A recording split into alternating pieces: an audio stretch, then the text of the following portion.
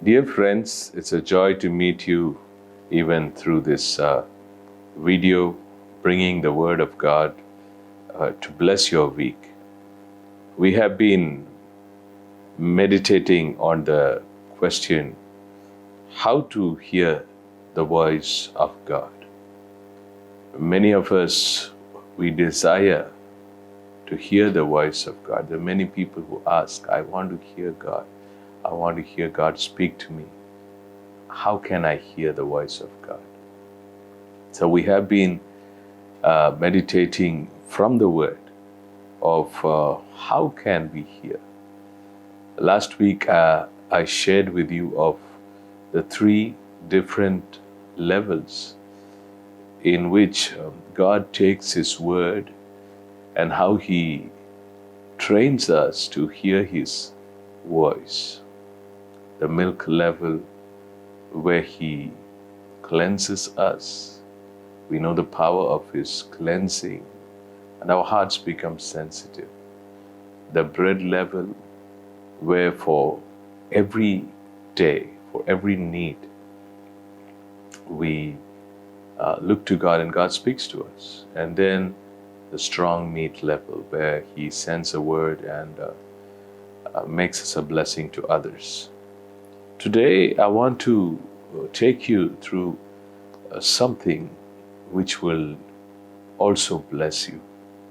And that is about how we can hear the voice of God, separating it from all the other voices that we hear. There's so many voices around us, especially when I say voice, I'm really telling about the voices that we hear, not just with our ears, but with our inner being.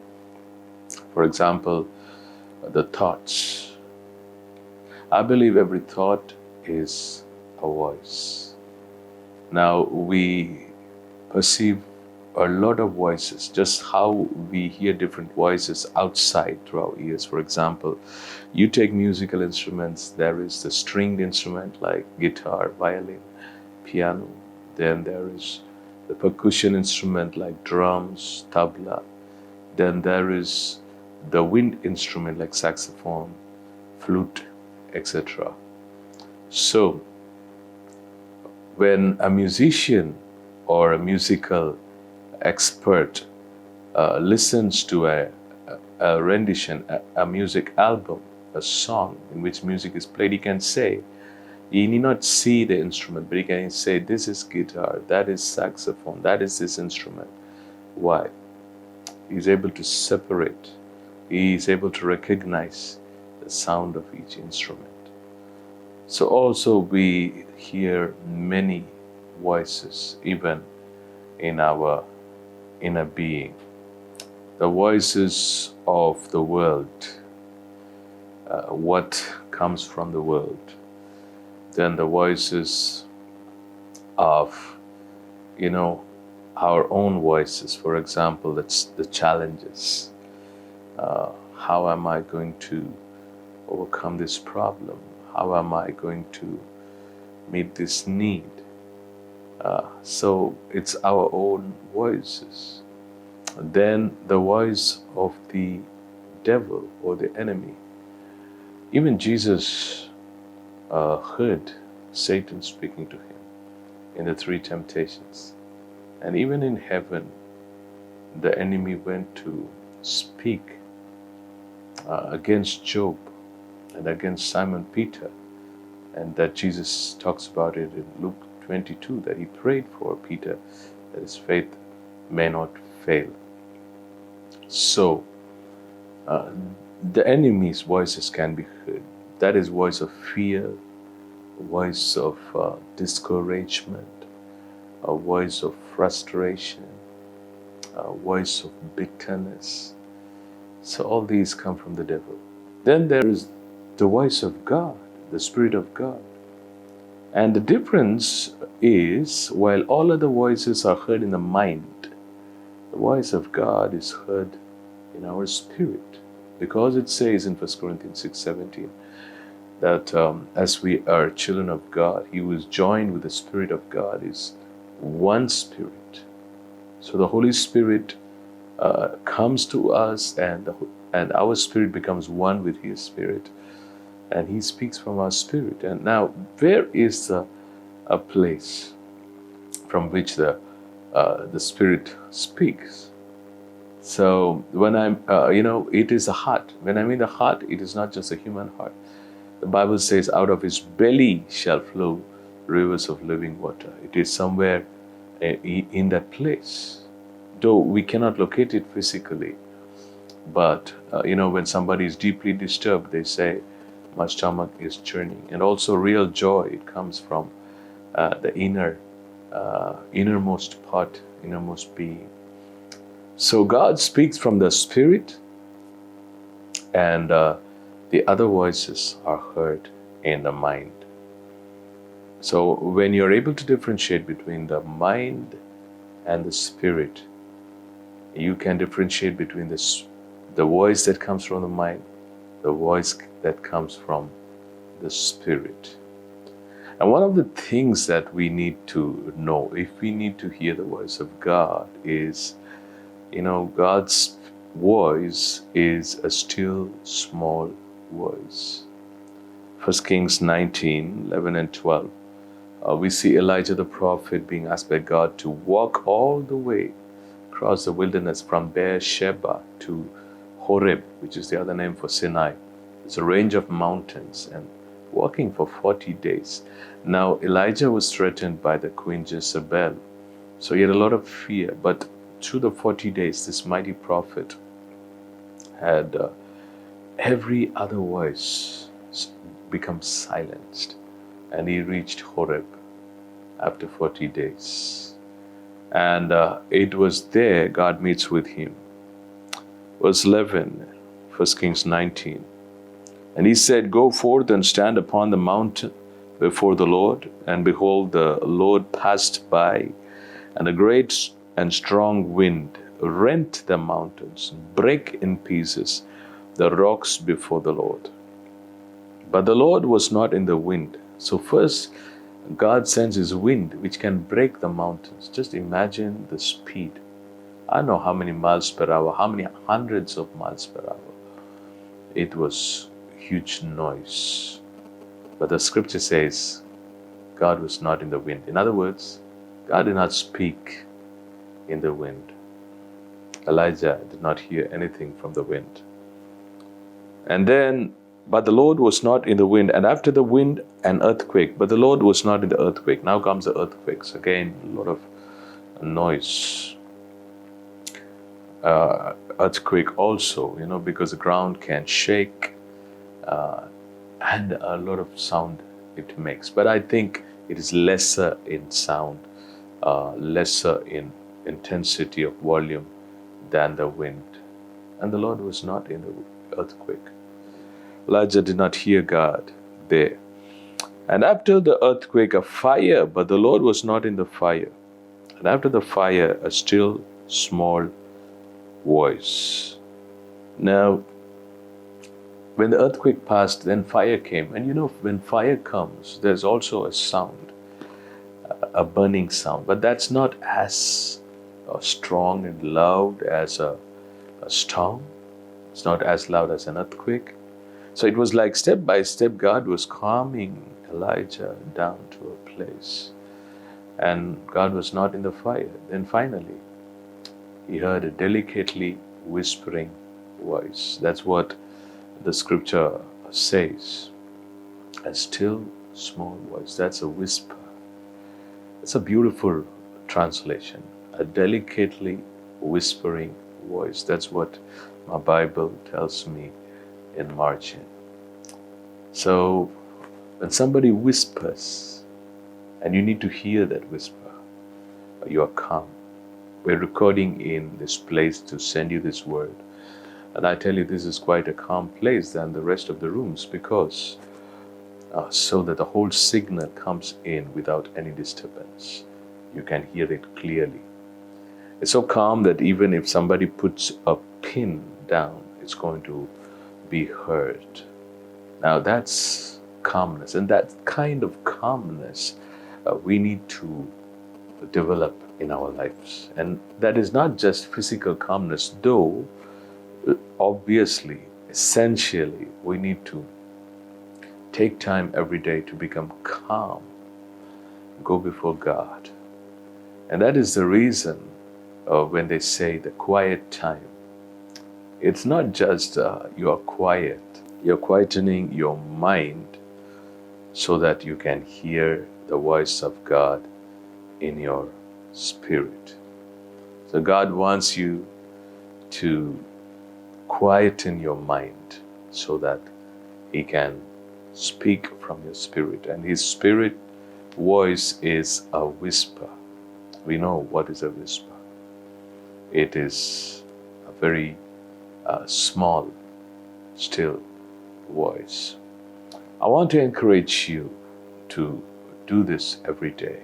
Take an hour, and out of that hour every day, 30 to 35 minutes of thank God, sing, worship, surrender yourself to God, and pray.